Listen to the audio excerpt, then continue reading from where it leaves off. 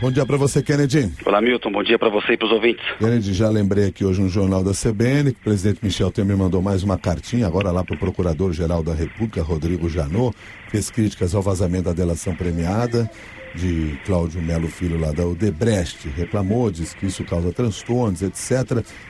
Quais eram as principais mensagens que o presidente Michel Temer queria passar e não só para a Procuradoria? Ô Milton, acho que uma mensagem importante é transmitir uma imagem de que não está na defensiva. É uma carta que ela tem mais um efeito político, porque o Executivo não tem poder para fazer o Ministério Público acelerar os trabalhos ou até evitar vazamentos. Pode criticar a lentidão e pode criticar, com razão até, os vazamentos, mas não tem controle sobre os dois. O governo Temer, Milton, ele tem ciência da ameaça contra o PMDB que reside aí nessa delação do Cláudio Melo Filho. Ontem, nos bastidores, havia queixas de integrantes do governo de que faltaram nessa delação nome de petistas e até de PMDBistas que tiveram importância, proeminência na gestão Dilma. Mas o Cláudio Melo Filho tinha um papel de lobista da Odebrecht no Congresso, onde o PMDB é muito forte. Faz bastante tempo. A Odebrecht tem uma estrutura descentralizada, tem muitos vice-presidentes que na prática atuam como diretores. O Melo era uma espécie de diretor da empresa para o Congresso e com muito foco no PMDB.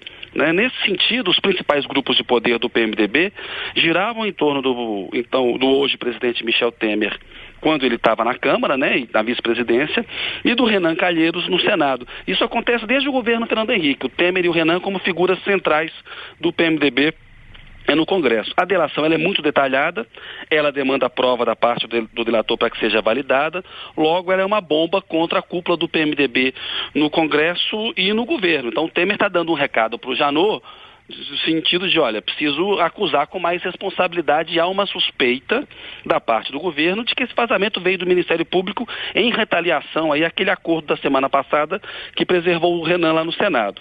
E um exemplo claro, Milton, disso, dessa reação da classe política, foi essa ameaça explícita que o senador Romero Jucá fez ontem numa entrevista a Simone Iglesias no jornal o Globo, dizendo que o vazamento da delação poderia ressuscitar o projeto contra abuso de autoridade, Isso mostra um desespero grande, porque na semana passada o Jucá era quem liderava os esforços para enterrar esse projeto. Aí vem a delação do Cláudio Melo Filho, que o alveja com muita força, ele volta a falar na ideia, fazendo uma ameaça aberta ao Ministério Público. O projeto ele é bom, ele pode ser aprovado com algumas modificações, mas ele não pode ser usado para chantagear juízes e procuradores, Milton. E quanto à reclamação do Temer que os vazamentos estão interferindo na economia? Eu acho que nesse ponto ele tem razão, Milton. A gente viu lá nos Estados Unidos, o Obama advertiu o FBI quando divulgou investigações sobre a Hillary Clinton. Esses vazamentos, eles criam um efeito muito negativo sobre a economia, O Brasil está sofrendo há muito tempo com isso. No governo Dilma, a crise econômica alimentou a crise política. A então presidente governou mal, destruiu a economia, perdeu apoio político no Congresso e caiu. O Temer está tomando medidas para corrigir esse desastre econômico da Dilma. Mas agora é a política que ameaça atrapalhar a economia. E esses vazamentos, eles criam uma turbulência política que tem dano negativo para a economia. A atual correção de rumo econômico, a correção de rumo na economia, ela é dura, Milton, mas ela é necessária. Você até pode discutir se a PEC do teto e se a reforma da Previdência tem o melhor formato, se poderiam ser diferentes, poderiam ser mais suaves e tal. Mas é inegável que essas duas medidas, elas são necessárias neste momento.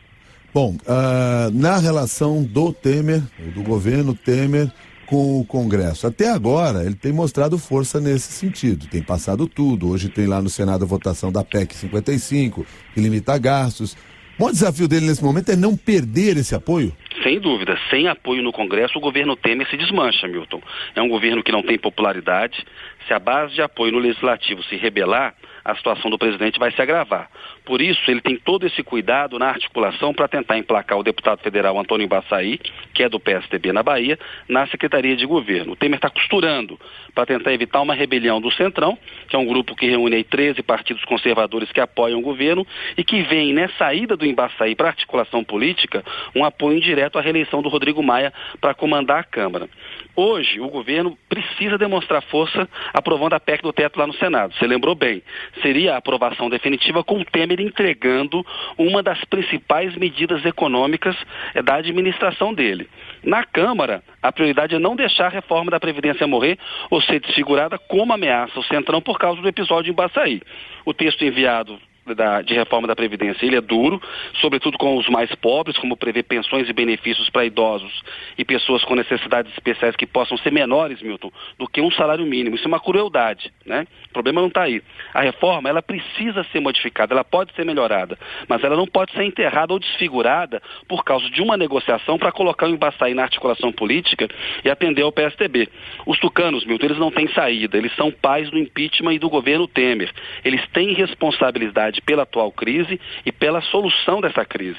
Não dá para jogar tudo no colo do Temer, porque o senador Aécio Neves e o ministro José Serra, eles foram generais do impeachment ao lado do ex-presidente da Câmara, Eduardo Cunha. Milton. Muito obrigado, Kennedy. Até mais. Abraço. Vamos para o repórter CBN.